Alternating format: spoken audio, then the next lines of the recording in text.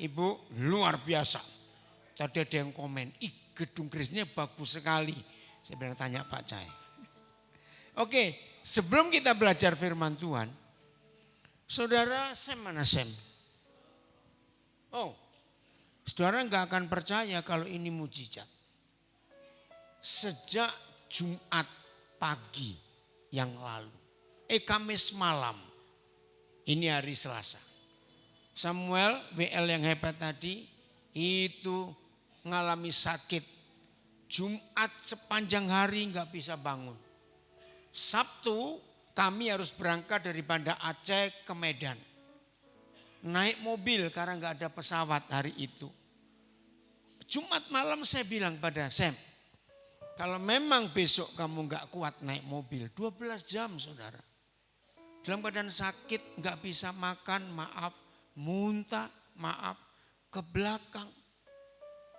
Kami mikir, kalau 12 jam dalam kondisi seperti itu, maaf, mau cari WC di mana sewaktu-waktu. Ternyata Tuhan tolong bisa sampai sesi Sabtu sore sampai di Medan. Puji Tuhan, baik. Minggu bisa ibadah, Minggu siang ambruk lagi. Sampai kemarin sore Pak Pendeta Petrus Purba berkata mungkin dia enggak ikut ke Akanopan. Saya bilang iyalah, 4 jam lagi perjalanan dari Medan. Tadi pagi waktu jemput saya jam 4 pagi dia ada tapi masih lemas. Pak Cai, Ibu, saya lihat tadi pagi bagaimana dia lemas.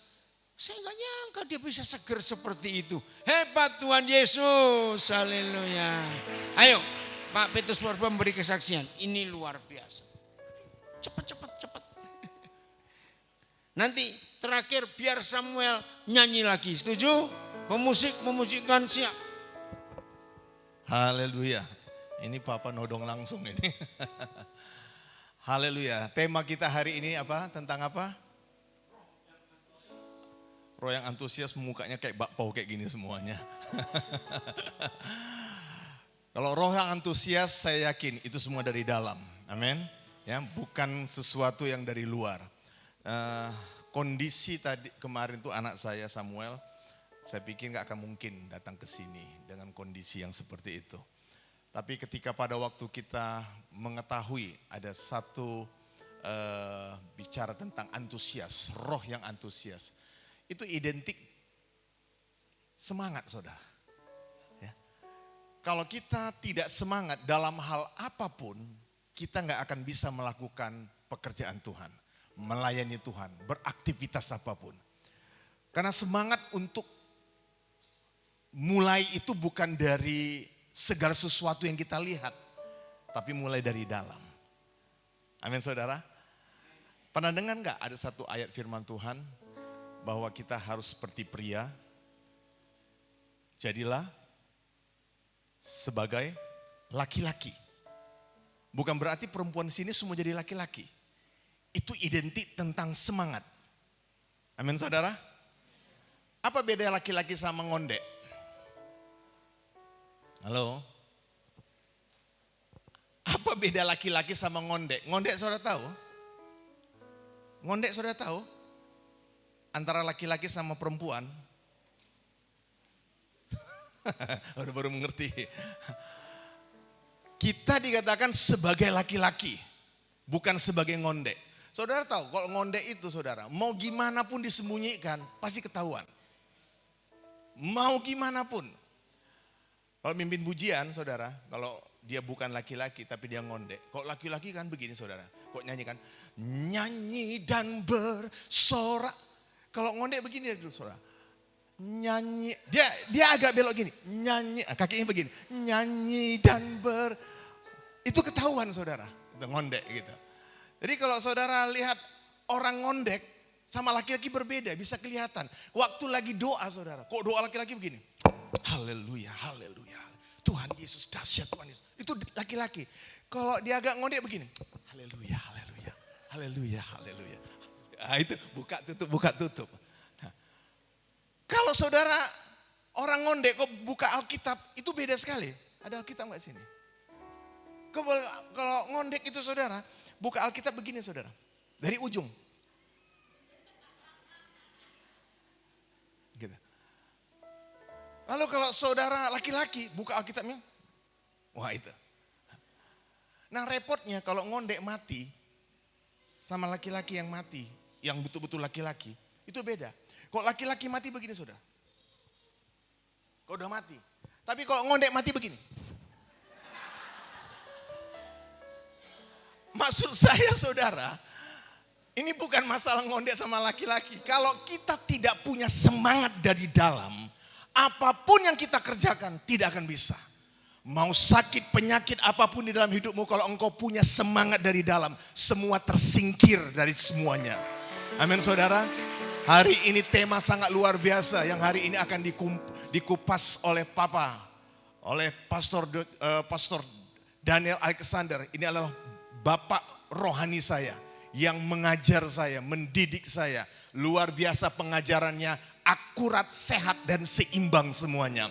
Jadi hari ini saudara, saya bersyukur kalau saya melihat anak saya sehat, ya karena anugerah Tuhan. Jadi anak saya ini dia bekerja di Jakarta, dia melayani Tuhan juga di Jakarta, dan dia juga adalah sudah sekolah Alkitab, dan dia juga sekolah sudah tamat SAE, semua karena kemurahan Tuhan. Dipakai juga Papa Daniel, ya Pastor Daniel Alexander yang menyekolahkan, mendidik anak ini sampai akhirnya bisa melayani Tuhan dimanapun dia berada. Saya tidak perpanjang, tetapi saya sedikit untuk membakar saudara, sehingga saudara ketika waktu saudara dengar firman Tuhan, saudara harus ada responsif. Amin. Jadi ketika saudara dengar firman Tuhan, saudara dengar baik-baik firman Tuhan, responilah firman Tuhan, sehingga semangat itu datang dari dalam saudara. Amin. Saya berikan waktu sedikit kepada anak saya untuk bersaksi sambil menunggu Papa Daniel. Bersaksi sedikit ya tentang kemurahan Tuhan, tentang anugerah Tuhan. Kayaknya tadi kata-kata saya sudah habis pas tadi WL disuruh berbicara lagi, tapi kalau berbicara kesaksian tentang kebaikan Tuhan tidak pernah habis-habisnya, amin. Saat saya mengalami sakit, saya percaya, saya selalu memperkatakan kalau saat saya sakit, saya sedang berjuang melawan sakit. Artinya saat saya berjuang, saya yakin ada kesembuhan. Walaupun memang melewati fase yang tidak enak, tapi ada kesembuhan yang sudah pasti Tuhan sediakan bagi kita semua, bagi saya khususnya. Bersyukur saya bisa hadir di sini, perjalanan dari pelayanan bersama Papa Daniel, dari Jakarta langsung berangkat ke Aceh pada saat itu kita pelayanan. Dan saat saya bertemu dengan orang-orang di Aceh, saya berpikir, wah mungkin karena kita sudah tahu daerah itu seperti apa, sepertinya komunitas orang-orang Kristen mungkin sedikit, itu pemikiran saya. Tapi ternyata tidak sedikit juga, ternyata ada banyak, dan banyak dari mereka betul-betul haus, cinta banget sama Tuhan. Sangat-sangat membutuhkan ada sesuatu revival, ada sesuatu kebangunan rohani dalam diri mereka. Dan saat pelayanan bersama Papa Daniel, saya melihat antusiasme baik hamba-hamba Tuhan, baik jemaat-jemaat, baik orang-orang siapapun yang beragama Kristen, mereka datang, mereka disegarkan kembali dengan firman Tuhan. Saya bertemu dengan salah satu pemimpin anak-anak muda yang ada di sana. Dia menyampaikan bagaimana kerinduan dia untuk mengalami revival, mengalami kebangunan di kota Aceh, di Aceh sana. Saat saya ngobrol dengan dia, saya mencoba untuk merasakan apa yang dia rasakan, dan luar biasa, dia sangat haus, dia sangat merindukan sekali. Lalu tadi saat saya melihat di sini, ini pertama kalinya saya menginjakkan kaki saya di Aikenopan, betul ya? Aikenopan. Saya melihat antusias dari Bapak, Ibu, saudara-saudari luar biasa. Dan inilah yang kita rindukan, yang kita harus jaga sama-sama. Ada mungkin tempat lain yang mereka rindu untuk mengalami apa yang kita alami saat ini. Tapi mungkin terbatas karena tempat, karena keadaan. Tapi kita tetap berdoa, dan bukan hanya sekadar berdoa, kita Kalau Tuhan gerakkan kita datang ke sana, kita support saudara seiman kita yang ada di Aceh. Tapi jika kita bandingkan kita ada di sini dengan tempat yang luar biasa megah ini, dengan jemaat Bapak Ibu saudara-saudari yang penuh sukacita tadi saat kita menyanyikan lagu "Oh Giranglah", ada yang lompat-lompat, ada yang bertepuk tangan. Oh, itu luar biasa. Mari jaga roh yang antusias itu. Bahkan tingkatkan lagi seperti yang tadi Papa saya sampaikan. Ada dua Papa saya, yang ini Papa jasmani saya, ini Papa rohani saya, biar nggak bingung. Ayah saya sampaikan lewat semangat, lewat roh yang semangat. Bahkan bisa dikatakan hati yang gembira. Itu adalah obat yang manjur. Lewat semangat kita, lewat roh yang menyala-nyala, maka ada sesuatu yang terjadi. Dan saya berdoa juga biar tempat ini akan ada banyak jiwa-jiwa yang mengenal Tuhan, yang mengalami Tuhan juga, dan hadirat Tuhan terus nyata di tempat ini. Amin. Mari jaga roh yang antusias itu. Nanti setelah Papa Daniel berkhotbah, mungkin nanti kita akan nyanyikan lagu lagi untuk membakar semangat lagi, amin. Namun sebelum itu kita dengarkan firman Tuhan dari Papa Daniel. Puji Tuhan. Berikan tepuk tangan bagi Yesus Tuhan kita, haleluya.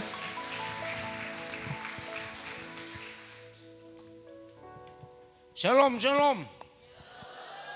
Ya kayak nggak ada orang, shalom. Nah begitu, yang kencang sekali.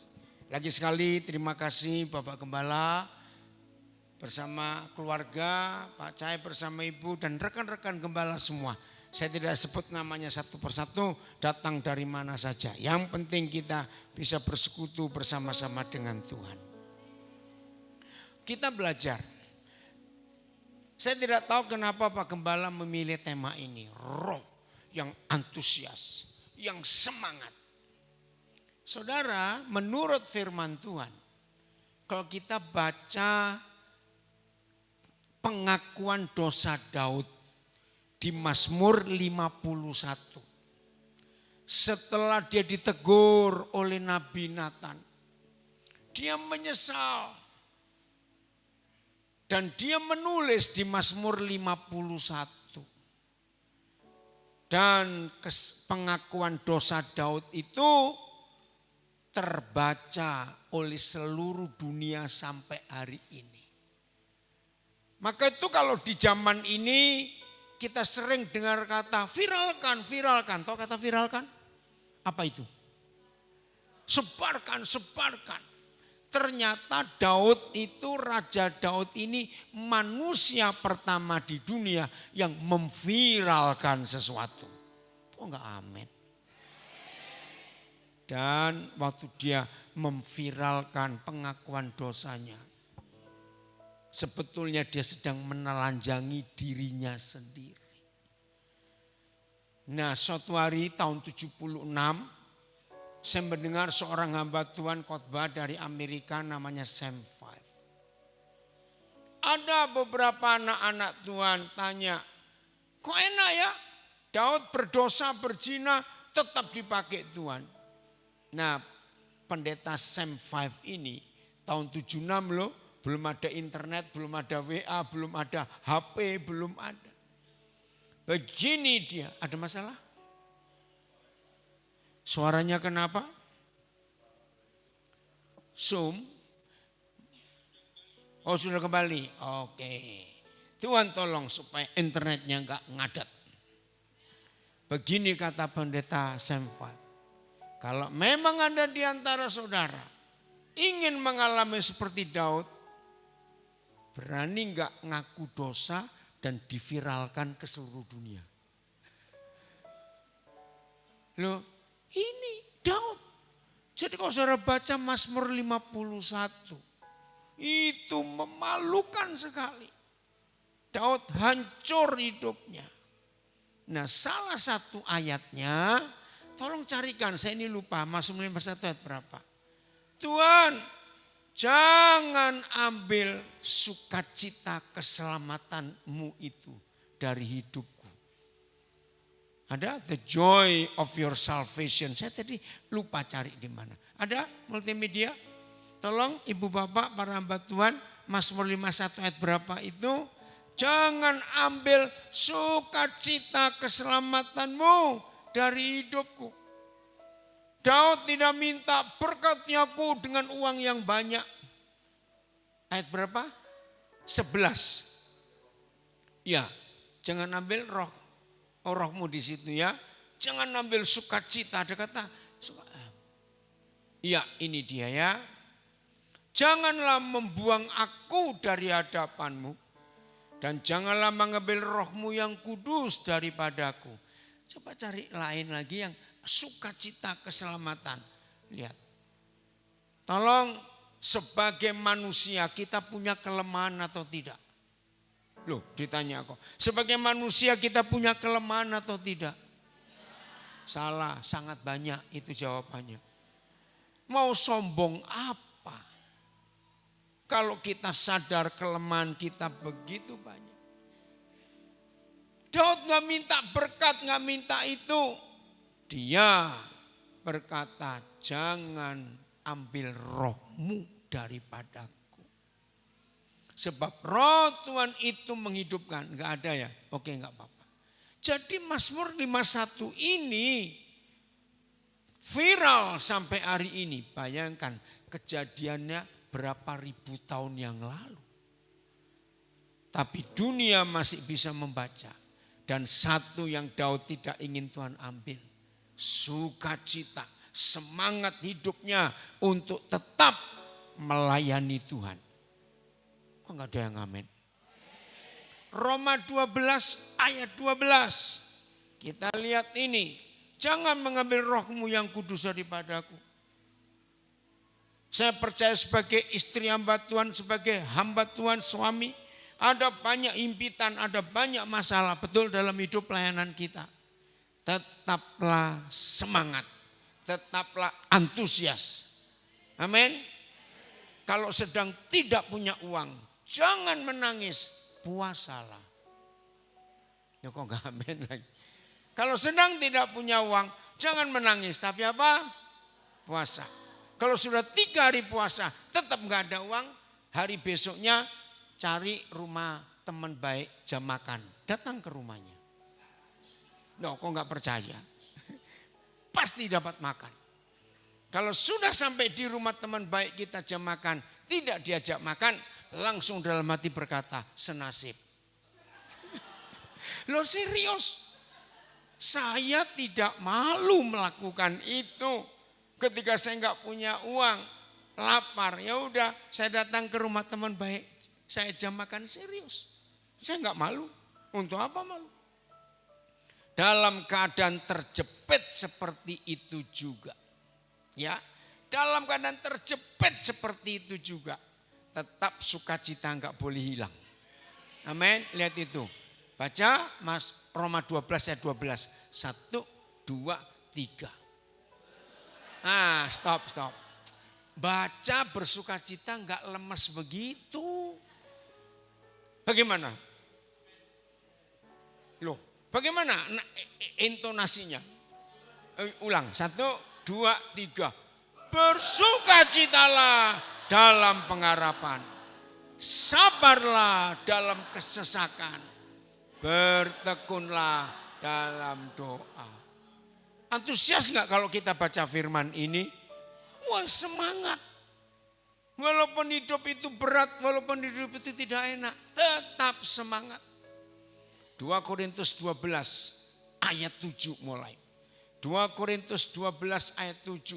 Ketika Paulus dalam himpitan karena ada utusan iblis yang diizinkan Tuhan datang ke hidupnya. Dan supaya aku jangan apa? Meninggikan diri karena penyataan-penyataan yang luar biasa itu. Betul. Saya percaya tidak ada seorang pun di antara kita yang pernah punya pengalaman seperti saudara kita yang satu ini. Dibawa ke tingkat yang ketiga dari surga. Mengalami yang luar biasa dan semuanya. Ternyata sebagai manusia Paulus sadar dia bisa sombong. Betul? Kita bisa sombong enggak?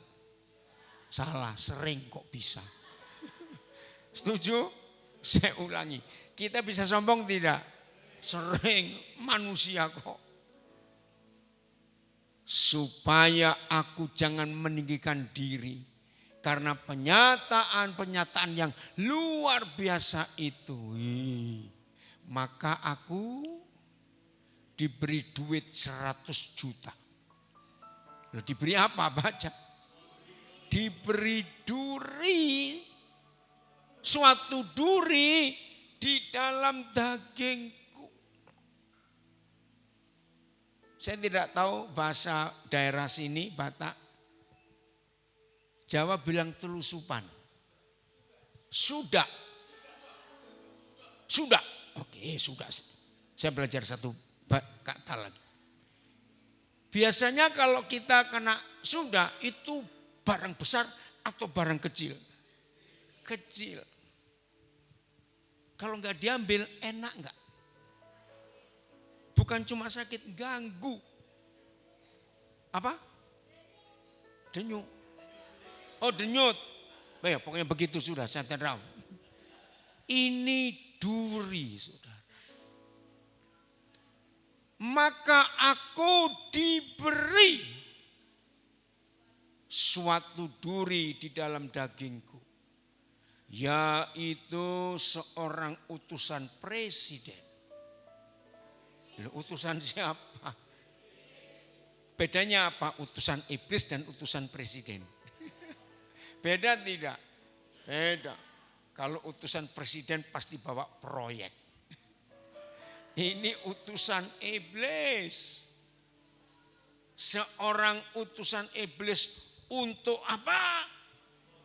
Nah, coba yang bawa Alkitab bahasa Karo, bahasa Toba, menggocoh itu apa? Ada? Ayo, yang bawa Alkitab Karo dan Toba, saya ingin tahu cepat. Yang bawa Alkitab bahasa Jawa, ayo. Apa bedanya digocok dan dipijat? Loh, beda tidak? Loh, saya tanya, apa bedanya digocok dan dipijat? Sama-sama pakai tangan bukan? Milih yang mana? Pijat. Tapi ini digocok. Ada bahasa Karonya apa? Biligas. Yang Karo ngerti maksudnya? Apa itu bahasa Indonesia biligas? Ditonjok. Oke. Bahasa Tobanya? Manukuki. Ah, susah bener. Ada sudah. Enak digocok. Ya sudahlah sudah. Orang Toba ini. Oh begitu Pak ya. Saudara, wajar enggak kalau kita, ini loh biasanya mulut kita ini jahat sekali. Ada seorang hamba Tuhan, kena penyakit enggak sembuh-sembuh, maaf loh. Masalah kecelakaan, belum selesai, anak meninggal, belum selesai, kena ini. Maaf, sering enggak? Kenapa ada gangguan lagi? Hilang-hilang sinyalnya. Maaf Tuhan. Sering enggak kita dengar, oh pasti ada dosa ini. Lu ya atau tidak? Mulut ini jahat saudara. Stop ngatakan itu. Sekarang saya tanya. Saudara berani nanyain Paulus, hei kamu punya dosa apa itu? Lu berani enggak? Enggak berani, dia ini orang luar biasa. Masih ada gangguan saya? Udah. Bayangkan diberi suatu duri di dalam dagingnya. Yaitu seorang utusan iblis untuk menggocok aku. Sudah tadi, bukan, itu terusupan. Oke. Supaya diulangi lagi aku jangan. Loh baca, supaya Paulus jangan meninggikan diri. Tapi heran, Paulus tetap semangat. Betul? Apakah dia berhenti pelayanan? Dia mogok menginjil? Tidak, tetap semangat. Ayat 8. Wih seru saudara. Tentang hal itu, tentang hal apa? Ya, ada duri dalam daging, utusan iblis itu. Aku, baca. Aku sudah 3 kali berseru kepada Tuhan. berdoa. Menjerit, tolong Tuhan lepaskan. Supaya utusan iblis itu mundur daripadaku. Tuhan dengar? Tidak. Lihat ayat 9.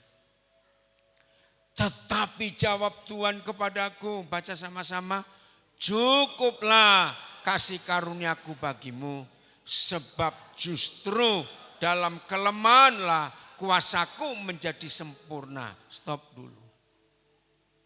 Aneh. Doanya minta lepas dari penderitaan ini. Doanya sampai 3 kali. Bebaskan aku, Tuhan, aku menderita sekali. Jawabnya. Apa jawabnya? Cukuplah kasih karuniaku. Jadi Paulus disuruh apa?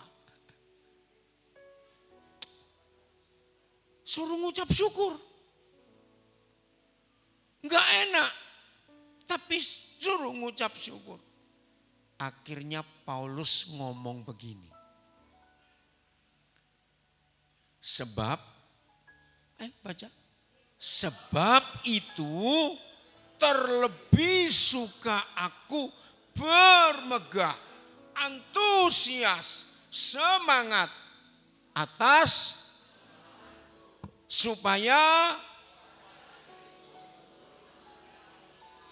aneh. Betul? Seringkali kita semangat sukacita kalau tiap hari ada ngasih persembahan sejuta. Betul? Jangan pura-pura ya, awas. Sukacita kita, antusias kita, rasa semangat kita untuk melayani tidak boleh karena ada orang kasih hadiah, ada persembahan tiap hari sekian juta, ada ini, tidak boleh. Saya tanya, biasanya umum ini kita itu bisa antusias kalau uang lagi banyak. Amin lah, gak usah pura-pura. Betul? Nah, murid Yesus yang mata duitan. Bahasa Tobanya apa itu mata duitan? Apa? Hepeng. Hepeng terus yang diurus. Nah, orang Kristen yang mata duitan itu tidak perlu sering-sering ke klinik, ke dokter untuk periksa tensi darah. Enggak usah. Juga tidak perlu beli alat itu di rumah untuk ukur sendiri. Enggak perlu. Orang Kristen yang mata duitan itu cukup cek saldonya. Saldo tinggi, tekanan darah pasti turun. Betul? Saldo turun, hepeng habis, tekanan darah langsung. Loh serius. Saya pernah membuat tes ini, maaf ya. Karena tidak sedikit antusias hamba Tuhan, antusias pelayan Tuhan, antusias jemaat Tuhan. Itu kalau ada sesuatu, duit banyak. Tiap hari ada orang datang ngundang makan sehingga gratis sebulan itu nggak perlu belanja, maaf. Nah itu salah. Sukacita kita, semangat kita untuk melayani, semangat kita untuk mengasihi Tuhan tidak boleh karena ada hal-hal duniawi. Maka itu Paulus berkata, aku terlebih suka bermegah atas kelemahanku. Nah, saya pernah buat penelitian. Kalau ada keluarga Kristen yang mata duitan, Kristen, itu anjingnya di rumah tahu kapan punya uang dan kapan enggak punya uang. Serius, coba saja enggak percaya. No, tes ya, saya pernah buat tes itu kepada beberapa keluarga teman saya. Nah ini saya bilang keluarga ini enggak punya mobil tapi naik kereta. Tahu ya kereta ya? Yang enggak tahu kereta itu orang Medan bilang itu motor, itu motor. Sore-sore ibu pulang naik motor. Anjing kan paling hafal. Ini motornya bapak bos atau ibu bos. Loh, anjing tahu nggak? Nah, begitu sore-sore anjing dengar dia nguping. Oh, ibu pulang. Anjing masih tiduran di ruang tengah. Begitu motor dimatikan, anjing dengar. Ibu bos siul-siul nyanyi-nyanyi. Oh, lagi punya duit ini. Loh, serius? Oh, lagi punya duit. Lalu taruh motor baik-baik, buka pintu baik-baik. Anjing damai di situ, nggak akan minggir. Tapi kalau hari berikutnya pulang, ibu bos pulang. Tiba-tiba belum matikan motor. Woi! Langsung si ekor 4, lagi nggak punya duit ini. Dia tunggu dulu. Betul.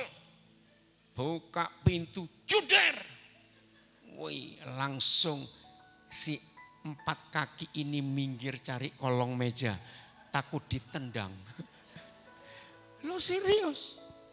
Maka itu kalau antusias kita, sukacita kita karena materi duniawi, kita menghina Tuhan. Betul? Kita menghina Tuhan. Kalau cuma model itu, semua orang juga bisa. Ayat 9. Ini 8 atau 9? 9 ya. Oh, sekarang 9 atau 10? 9. Lihat ayat 9. Karena itu. Baca. Aku stop. Kata senang menunjukkan apa? Antusias, semangat. Karena itu aku senang dan rela. Nah, ini yang gak enak. Senang dan rela, baca. Di dalam kelemahan, 2. Di dalam siksaan, 3. Di dalam kesukaran, 4. Di dalam penganiayaan, 5. Dan kesesakan oleh karena Kristus. Stop dulu. Kalau kita suruh milih dari 5 ini, milih yang mana? Nggak ada, saya juga nggak mau milih itu. Nggak enak semua. Tapi mengapa rekan kita pelayan Tuhan ini bisa berkata, karena itu. Loh ayo, karena itu aku senang dan rela. Nah, coba saya tanya. Kalau ada kalimat, karena itu aku senang dan rela. Bacanya bagaimana intonasinya? Karena itu aku senang dan rela. Loh, begitu bacanya? Bagaimana? Tegas. Semangat. Coba peragakan. 1, semua ya. Yang tua, yang muda, laki, perempuan. Semua. 1, 2, 3. Karena itu aku senang dan rela makan gratis tiap hari, diajak ke Singapura, jalan-jalan ke Malaysia, begitu? Tidak. Apa yang Paulus katakan? Karena itu aku senang dan rela. 5 hal yang gak enak semua. Ini loh roh yang antusias itu, sukacita itu. Sebab ini aneh, saudara. Baca kalimat terakhir. Sebab jika aku lemah, maka bagaimana dalam kelemahan kok kuat? Yang lemah kita, yang kuat Tuhan Yesus. Amin. Jadi kalau kita lemah, yang kuat tinggal di dalam kita, maka kita akan jadi mana? Jadi kuat. Wih, ibu saya semangat juga. Kita kuat. Ayat 11. Belum selesai. Sungguh, wih, aku telah menjadi bodoh. Ini menunjukkan karena orang pikir kamu ini ngapain. Aku menjadi bodoh. Tapi dia tidak malu. Paulus berani menyatakan itu. Saudara masih ingat kitab Filipi? Kitab Filipi itu dijuluki kitab sukacita. Karena di dalam surat Filipi banyak Paulus berkata bersukacitalah, bersukacitalah. Kita lihat Filipi 4 ayat 4. Nanti kita temukan di mana Paulus menulis firman ini. Di hotel? Loh, ditanya, di mana dia nulis? Di penjara. Enggak masuk akal. Dalam penjara. Enak tidak? Ada yang pingin? Gampang dimasukkan aja besok. Baca, 1, 2, 3. Kurang semangat bersukacita kok begitu. 1, 2, 3. Bersukacitalah. Berapa kali? Senantiasa. Senantiasa itu berapa kali? Terus. Antusias. Tidak boleh stop. Bersukacitalah senantiasa dalam. Nah ini yang saya katakan tadi. Jangan bersukacita dalam duit. Dalam hepeng. Awas kamu. Kalau orang punya duit banyak terus bersukacita, ya semua orang bisa. Tapi di dalam Tuhan. Sekali lagi, artinya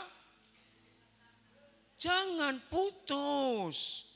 Sekali lagi, Tuhan ngomong apa? Ku katakan bersukacitalah. Walaupun tidak ada duit. Wih pinter, dia bilang amin. Lo serius, tetap bersukacita. Kalau kita ingat hidup Yusuf. Menderita enggak Yusuf itu? Sangat. Coba kita lihat Kejadian 41 ayat 14. Bagaimana kondisi penjaranya Yusuf? Wih ngeri. Kemudian Firaun menyuruh memanggil Yusuf. Segeralah ia dikeluarkan dari. Nah, saudara cari di Google, di internet. Mesir itu punya 4 macam penjara. Nomor 1 penjara. 4 dinding tinggi, lalu ada kamar-kamar. Nomor 2 itu sel. Jadi di satu kamar isinya lebih dari kapasitas dan orangnya enggak boleh keluar. Itu yang kedua. Yang ketiga tutupan ini. Kenapa disebut tutupan? Karena itu penjara di bawah tanah. Bentuknya seperti sumur. Tidak ada cahaya matahari. Tutupan. Nah, narapidana yang ada di tipe penjara Mesir yang ketiga. Dengar ya. Duduk itu enggak bisa. Jongkok tidak bisa. Karena lubangnya cuma ukuran badan. Bayangkan. Sekian tahun dia di situ. Maaf. Jadi kencing BAB dia berdiri. Tidur juga berdiri. Tidak ada sinar matahari. Bayangkan. Belum selesai. Oh, lihat ya. Ia bercukur setelah dikeluarkan dari tutupan. Dan berganti pakaian lalu pergi menghadap Firaun. Coba bayangkan. Kenapa harus cukur? Kenapa harus ganti pakaian? Ayo bayangkan sebentar. Monyet masih lebih cakep saudara. Enggak tahu itu rambutnya seperti apa. Bau, pasti bau. Lalu Mazmur 105 ayat 17. Bagaimana kondisinya? Wih ngeri sekali. Mazmur 105 ayat 17. Diutusnyalah seorang mendahului mereka Yusuf yang dijual. Pernah belanja ayam potong daging di pasar? Yusuf dijual seperti itu. Ayat 18, bagaimana keadaannya? Pemerintah Firaun ngapain? Ayo baca. Mengimpit kakinya dengan belenggu. Kalau belenggu itu tali rafia atau besi? Besi. Lehernya. Jadi leher dirantai, kaki dirantai. Penjaranya seperti apa? Tadi itu loh, penjaranya sumur. Coba merem sebentar. Ada yang mau coba? Loh, ada yang mau coba? Tapi kita tidak pernah menemukan ayat Yusuf maki-maki dan mengutuki kakak-kakaknya dan istri Potifar. Kenapa? Bukankah karena ke-10 kakaknya dan karena istri Potifar yang buat dia menderita? Betul atau tidak? Dan penderitaannya enggak main-main. Ini luar biasa. Saudara, lagi sekali. Nanti Pak Gembala harus menerangkan ini. Kenapa milih tema ini? Ya supaya kita tahu. Kalau semuanya baik, semuanya aman, semuanya indah, semuanya nikmat. Antusias itu gampang atau susah? Gampang. Tapi dalam kondisi penjaranya bawah tanah seperti sumur, orangnya berdiri nggak bisa apa-apa, tidur semua berdiri.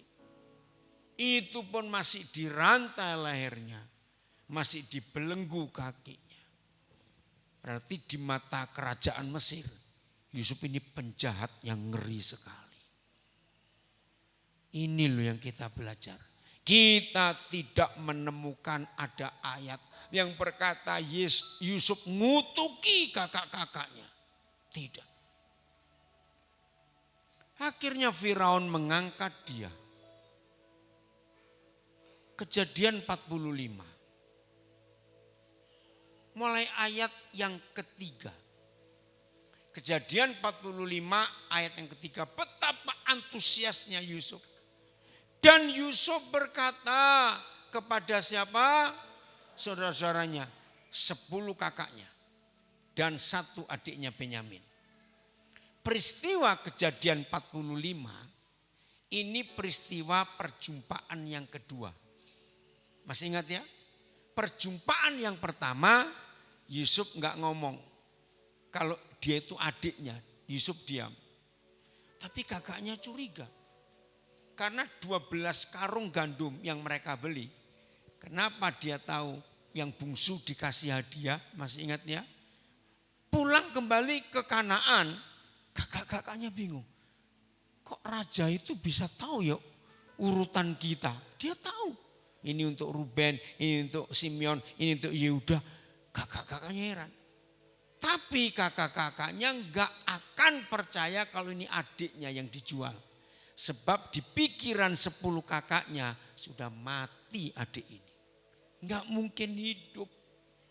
Nah setelah kelaparannya makin mengerikan. Mereka balik lagi untuk beli gandum. Nah di saat itulah Yusuf berkata kepada saudara-saudaranya, ayo intonasinya bagaimana? Akulah Yusuf. Ruben percaya, kakak-kakaknya percaya? Enggak mungkin. Tapi untuk meyakinkan ke-10 kakaknya, lihat pertanyaan pertama.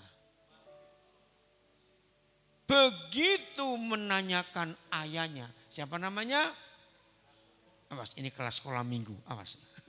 Siapa nama bapaknya? Yakub. Kaget mereka. Lalu ingat peristiwa yang pertama. Loh kok bisa tahu? Bapak kita masih hidup. Kok bisa tahu? Tapi mereka masih meraba-raba. Tetapi, baca. Saudara-saudaranya tidak dapat menjawabnya. Nah ini dia. Sebab mereka takut dan gemetar menghadapi Yusuf. Wajar enggak? Kenapa takut dan gemetar? Karena bersalah. Ayat 4, terima kasih Tuhan. Ada pribadi yang hebat. Lalu kata Yusuf kepada, ini luar biasa, saya tanya. Berarti ada pengampunan enggak di hidup Yusuf? Ada. Ayo kita balik. Kalau tidak ada pengampunan, ngomong aja kita ini Yusuf. Difitnah, dibenci, dibunuh dan semuanya. Tahu-tahu yang memfitnah, membunuh kita datang. Dan kita sudah punya otoritas sebagai raja. Ayo jujur, kalau kita Yusuf kita apain 10 orang ini? Sate saja, apalagi disasang saja, apalagi. Akulah Yusuf, marilah cepat. Lu ayo marilah, dekat-dekat. Kenapa? Mereka gemetar dan ketakutan. Mereka mulai sadar, wih ini adik kita. Wajar enggak mereka berkata, pasti balas dendam ini. Saudara luar biasa. Yusuf melupakan semua penderitaan yang dia alami sekian belas tahun. Karena kelakuan 10 orang yang hari itu ada di hadapannya. Maka mendekatlah mereka. Masih bingung. Kata Yusuf lagi, baca ini seru. Akulah Yusuf, saudaramu yang kamu jual ke Mesir. Wih, di sini Ruben dan adik-adiknya. Ternyata dia masih hidup. Bayangkan. Kita mundur lagi. Kalau Yusuf tidak punya roh sukacita. Kalau Yusuf tidak punya roh yang antusias, yang semangat. Bisa enggak terjadi peristiwa ini? Dia sudah mati di penjara. Ayo kita hitung waktunya. Kejadian 37 ayat 2. Coba kita lihat. Kejadian 37 ayat 2. Ini pertama kali Yusuf disebut umur berapa. Inilah riwayat keturunan Yakub. Yusuf tatkala berumur, dan ini luar biasa. Anak muda umur 17 tahun. Kira-kira kalau Yusuf hari ini tinggal di Aikanopan, dia ngerjain apa itu? Kira-kira saja, memang gak ada, cuma kira-kira saya ingin tahu. Kira-kira Yusuf ngapain kalau tinggal di Aikanopan? Pasti ambil sawit, main game mungkin, pacaran umur 17 kok. Terserahlah. Ya, kita coba ngira-ngira saja. Umur 17 tahun. Jadi penderitaan Yusuf dimulai di umur 17. Tolong bantu saya cari di pasal 41. Ada ayat yang berkata Yusuf berumur 30 tahun waktu dia menghadap Firaun. Ayat berapa itu? Ayo cepat cari. Kejadian 41. Ayat berapa? Saya enggak hafal. Ayat berapa? Cepat. Kejadian 41. 30-an, ayat 30-an. Tolong yang di rumah juga, yang di online bisa sebut kejadian berapa? Ayo cepat. Saya cuma tanya, Pak Cai, malam ini ada makan enggak? Saya cuma tanya. Enggak ada makan. Oh ada, tepuk tangan ada makan malam ini, luar biasa. Boleh tanya lagi enggak, lauknya apa? Maaf. Loh kalau tahu lauknya kan semangat bukan? Pura-pura saja. Arsik bukan? Arsik? Bukan. Nggak tahu ya, kita tunggu aja. Ayat berapa? Oh ini dia. Ayat 46, baca. Yusuf berumur 30 tahun ketika ia menghadap Firaun. Stop. Jadi berapa belas tahun dia menderita? 13 tahun. Bukan 13 jam. Bukan 13 hari. Bukan 13 minggu. Enak enggak? 13 tahun dalam penderitaan. Salah dia? Lu jawab, salahnya dia? Tidak, kakak-kakaknya dan istri Potifar yang jahat. Maka itu kalau kita baca hidup Yusuf, tidak akan kita temukan satu tulisan tentang dia kecewa, dia ngutuki kakak-kakaknya, dia nyumpai istri Potifar. Tidak ada. Berarti dia menikmati semua penderitaan itu. Maka itu suatu titik ketika saya sangat mengagumi Yusuf. Kok bisa sampai dia mati? Dia enggak punya catatan dosa. Kok bisa? Ternyata ini ilmunya Yusuf. Yusuf itu bisa menikmati dengan senikmat-nikmatnya ketidaknikmatan itu. Oh, ada yang ngamen. Bisa ngulangi? Apa yuk?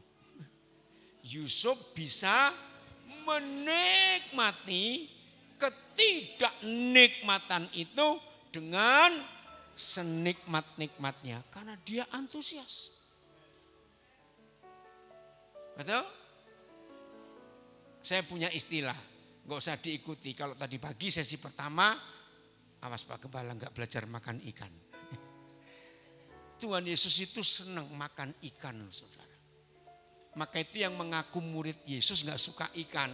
Perlu dipertanyakan, ini muridnya siapa? Maaf. Ya, yang kedua, mengikut Yesus itu menderita atau tidak? Menderita supaya daging ini mati. Nah, makan. Orang sih bilang rica, cabai itu apa? Lombok orang Jawa bilang apa? Cabai ya? Oke. Makan cabai yang asli cabai, bukan cabai permen yang enggak pedis. Itu enak tidak? Enak sih enak. Cuma menderita setelah kepedisan. Itu. Nah ini istilah saya. Kalau murid Yesus enggak suka cabai, berarti saudara belum layak jadi murid Yesus karena enggak tahan menderita. Enggak usah diikuti, saya cuma ngomong saja. Selama 13 tahun dia hidup dalam penderitaan. Hampir tidak ada hari yang enak buat dia. Yusuf tetap antusias, semangat. Karena dia tahu Tuhan yang menetapkan, bukan kakak-kakaknya. Akhirnya dia jadi raja umur 30 tahun. Berapa tahun pertama kelimpahan? 7 tahun. Baru masuk kelaparan. Nah pasal 45, coba kita lihat lagi ayat yang keempat. Kejadian 45. Dia ngomong begini. Lalu kata Yusuf. Oh sudah ya, ayat 5. Ayat 5. Tetapi sekarang. Terus. Janganlah bersusah hati. Dan janganlah menyesali diri. Karena kamu menjual aku ke Mesir. Stop dulu. Kalau Yusuf tidak ada sukacita. Kalau Yusuf tidak semangat. Enggak mungkin ada kalimat yang membuat kita menangis. Sebab untuk memelihara kehidupanmu lah Tuhan menyuruh aku mendahului kamu. Saya tanya, kalau enggak ada Yusuf di masa kelaparan itu, di dunia enggak akan ada bangsa Israel. Kenapa? Mati kelaparan semua. Maka itu orang muda ini bisa berkata, sebab untuk memelihara kehidupanlah Tuhan menyuruh aku. Padahal yang nyuruh dia ke Mesir siapa? Kakak-kakaknya. Tapi Yusuf bilang enggak, bukan kamu. Maka itu saudara, kalau ada utusan-utusan iblis yang diizinkan Tuhan menggocok kita, jangan usir orang itu, baik-baikilah dia. Oh enggak, amin, haleluya. Sebab mereka berguna buat kita. Sungguh. Maka itu kalau ada orang-orang seperti itu 3 hari enggak muncul, cari kemana dia. Supaya gocok kita. Supaya cepat sempurna. Ayat 6. Terima kasih ada Yusuf. Karena telah 2 tahun ada kelaparan dalam negeri ini. Stop dulu. Ayo kita hitung. Berarti setelah berapa tahun Yusuf baru melihat Benyamin, adik kesayangannya itu. Cepat hitung. Wih cepatnya Pak. Ya siapa ngomong 39 tadi yang mana? Siapa? Oh berarti suka ngitung duit ini jadi cepat. Enggak. 39 tahun. Lama atau sebentar? 30 tahun umurnya dia baru ketemu. Jadi raja. 7 tahun memerintah, tahun kelimpahan. 2 tahun kelaparan. Jadi berapa tahun dia baru ketemu? Bukan 37. Bukan 39. Umur 17 sampai ke 30 berapa yang tadi? Nah, 22 tahun. Kalau zaman itu ada SMS atau WhatsApp masih lumayan. Apa lumayannya? Yusuf bisa video call pada bapaknya, pada adiknya. Enggak ada. 22 tahun enggak ketemu. Maka itu kata pertama tadi, papa masih hidup enggak? 22 tahun. Dalam tekanan.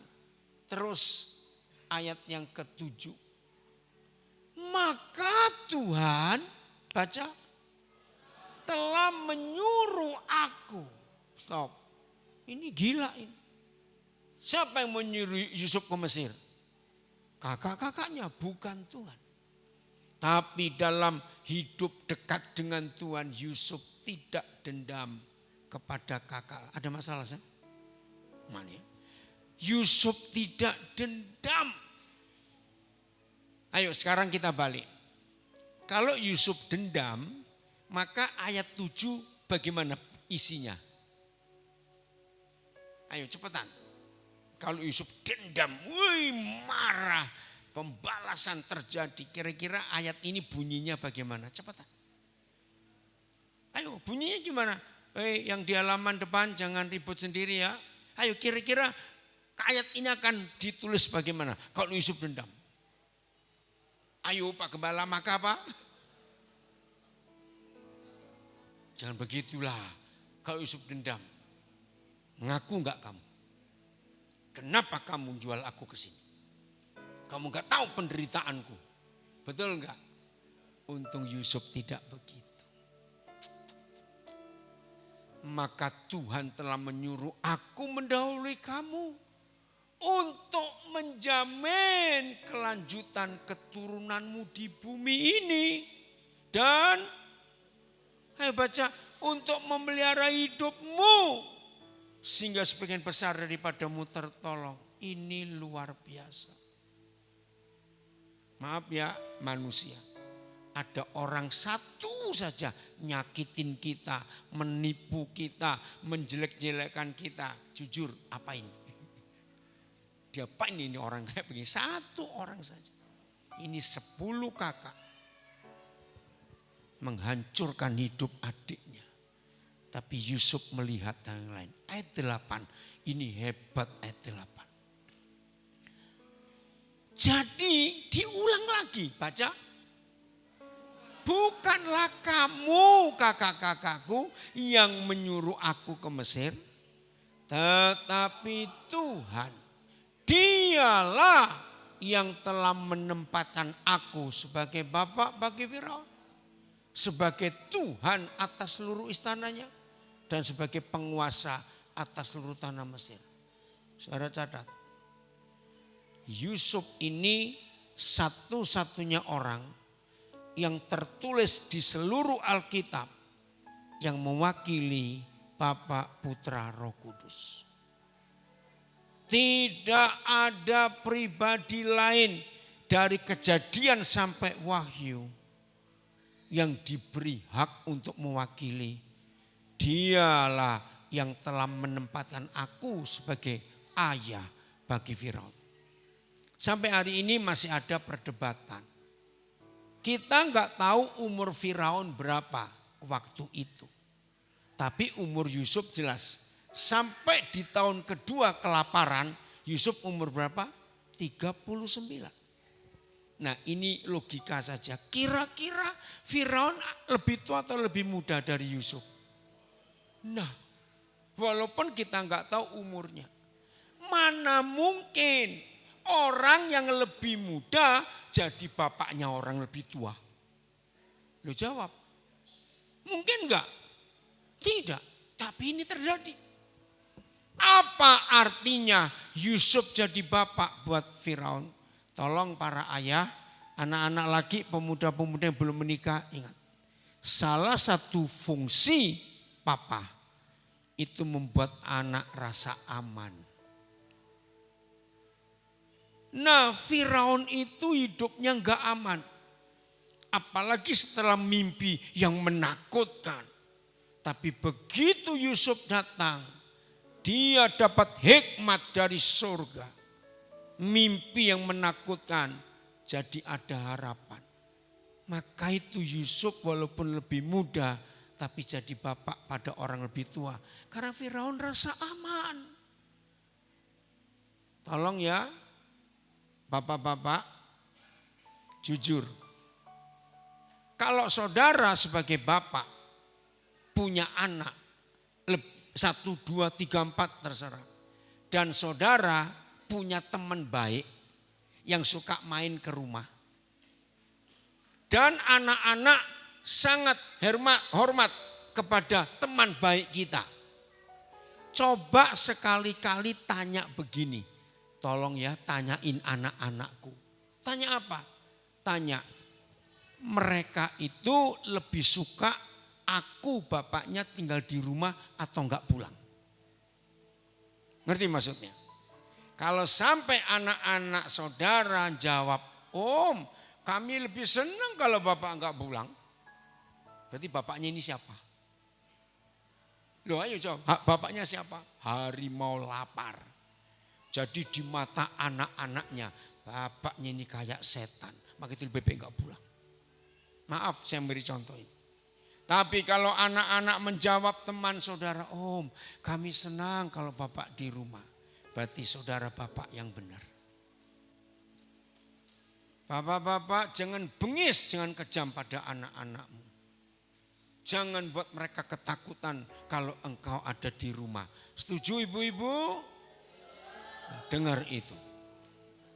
Serius. Ternyata ada bapak-bapak yang kejam, betul atau tidak? Ada. Yusuf membuat Firaun rasa aman dan nyaman. Maka itu jadi bapak. Lalu jadi Tuhan atas istananya. Firman. Lalu jadi penguasa atas seluruh tanah Mesir. Itu Roh Kudus. Luar biasa. Jadi kita mengerti antusiasnya Yusuf. Loh saya tanya, sukacita Yusuf kentara enggak di kisah ini? Kentara sekali. Coba lihat pasal 50 ayat ke-20. Wih, ada kalimat yang luar biasa. 50 ayat 20. Memang, baca. Kamu telah apa? Mereka-rekakan, kata lain merencanakan. Yang apa? Yang jahat terhadap aku. Tetapi Tuhan telah mereka-rekakannya, merencanakannya untuk kebaikan. Jujur, mengakui fakta ini susah atau mudah?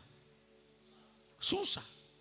Karena fakta yang dihadapi 13 tahun dalam penderitaan. Tapi mengapa Yusuf bisa berkata, kamu merencanakan yang jahat. Menjual aku, membuang aku. Tapi Tuhan merencanakan kebaikan. Ini menunjukkan ada semangat, ada antusias yang luar biasa di hidup Yusuf. Dengan maksud, baca. Ayo, dengan maksud melakukan seperti yang terjadi sekarang ini. Yaitu memelihara hidup suatu bangsa yang besar. Mungkin, maaf, ada di antara kita hamba-hamba Tuhan, maaf, yang dari awal nggak mau dipindahkan ke kabupaten apa? Labura. Nggak suka. Tapi saudara di sini sudah 3 tahun, mau lari kemana nggak bisa. Mau antusias? Jawab, mau antusias? Iya, kalau enggak rugi. Tuhan sedang merencanakan sesuatu yang baik. Pak Gembala coba maju sebentar. Jelaskan kenapa milih tema ini. Ini tema menarik sekali. Supaya masuk ke rekaman itu kelihatan videonya. Ya, alasan saya memilih tema ini, saya melihat beberapa anak muda dan juga mungkin pelayan-pelayan lain sudah merasa tidak antusias lagi. Jadi pelayanan itu hanya sekedar pelayanan, hanya tugas, tidak mempersiapkan dengan matang, tidak mempersiapkan benar-benar dengan segenap hati. Memang ada beberapa juga orang yang antusias, cuma cukup banyak juga orang yang tidak mau memberikan yang terbaik karena merasa kan Tuhan itu tidak terlihat. Tapi giliran untuk memberikan kepada atasan yang terlihat, mereka sangat antusias karena apa? Karena takut ditegur. Sedangkan Tuhan yang tak terlihat kayaknya mereka merasa jadi akhirnya enggak semangat melayani, enggak sungguh-sungguh, enggak benar-benar sepenuhnya dikeluarkan untuk Tuhan. Itu sih Pak. Jadi dengan khotbah tadi ini masuk enggak? Masuk Pak, masuk. Puji Tuhan. Nah, Pak Gembala tidak nyebut siapa-siapa itu. Tapi yang tertemplak bertobat dalam malam ini. Amin. Saudara, dalam kitab Kolose ada firman. Lakukanlah segala sesuatu itu seperti kepada Tuhan. Walaupun kita enggak lihat. Tapi Tuhan lihat. Ibu bapak gembala, para pengkhotbah, hamba Tuhan. Apapun yang terjadi di situasi pengembalaan kita. Setidak enak apapun. Tetap antusias. Ayat terakhir Matius 11. Ayat 29 dan 30. Ini ayat terakhir. Matius 11. Pikula. Ya, kata kuk itu tanggung jawab. Beban. Ya, saya ulangi. Pikula beban yang Yesus pasang. Di mana letaknya? Di pundak. Dan belajarlah padaku. Belajarnya cuma 2 hal. 1, lemah lembut. 2, rendah hati. Apa hasil kita belajar dari 2 soal ujian ini? Maka jiwa kita akan mendapat ketenangan. Ini luar biasa. Kalau jiwa kita tenang, melakukan apa saja itu terpaksa atau sukacita. Sukacita karena tenang. Maaf ya, ayat ini saya selalu pakai. Kalau suatu hari, kenapa Sam ada masalah? Enggak. Kalau suatu hari ada di antara saudara, lelah sekali pelayanan. Kalau sudah dekat Jumat, Sabtu, aduh minggu lagi. Kalau ada yang seperti itu, awas. Berarti saudara sedang tidak memikul bebannya Yesus. Tapi saudara memikul beban mertua dan organisasi. Itu berat. Kok enggak amin? Ayat 30. Sebab tanggung jawab beban yang Yesus pasang itu, nah saya ingin pakai dialek Jawa. Kalau orang Jawa bilang gini, sebab beban tanggung jawab yang ku pasang itu enak gitu. Begitu bukan orang Jawa? Oke, coba tirukan. Sebab beban tanggung jawab yang Yesus pasang itu enak. Haleluya. Betul? Karena enak maka itu karena enak maka itu antusias, sukacita, dan bebanku pun ringan.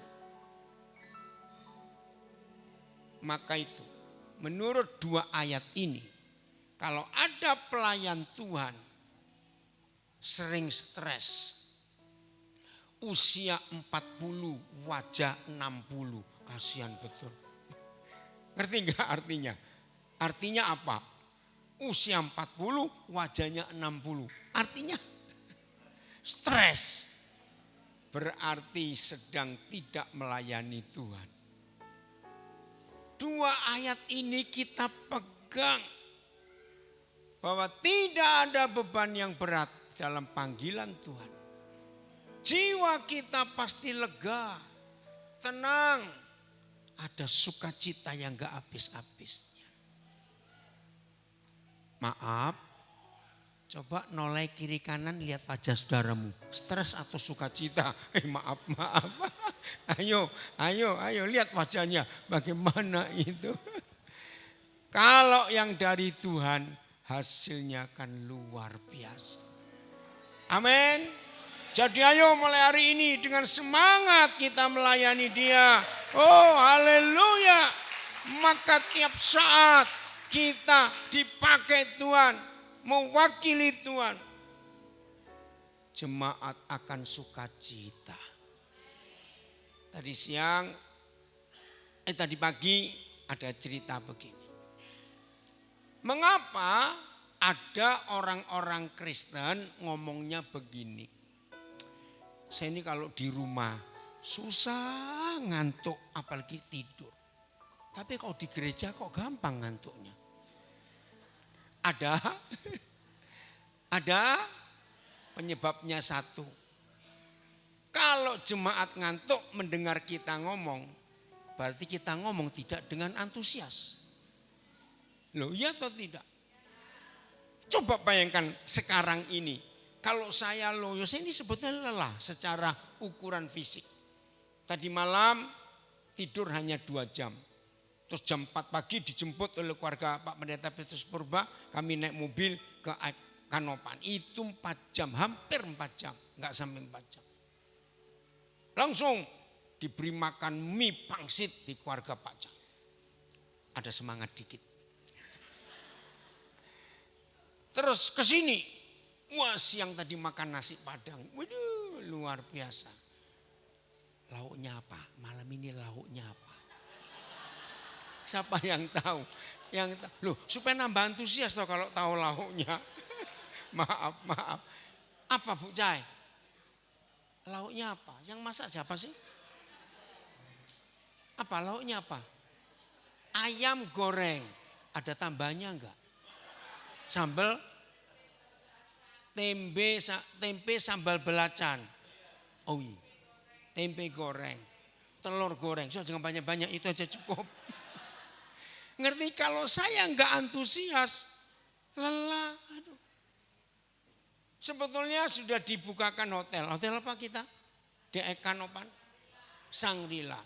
Tapi nggak mungkin dari sini pulang ke kota balik lagi. Jalannya kayak naik kapal gelombang darat tadi itu. Saya bilang enggak. Lebih baik tunggu di sini. Maka itu tadi saya istirahat sebentar di kursi. Tapi ini pemain musik terlalu. Saya lagi istirahat, ini latihan kenceng sekali. Saya enggak marah, cuma ngomong. Maaf. Tapi saya bisa nikmati. Ngerti? Luar biasa Tuhan. Jadi mau antusias? Haleluya. Tuhan memberkati kita semuanya. Senang Sam. Ayo lanjutkan ujian. Ayo.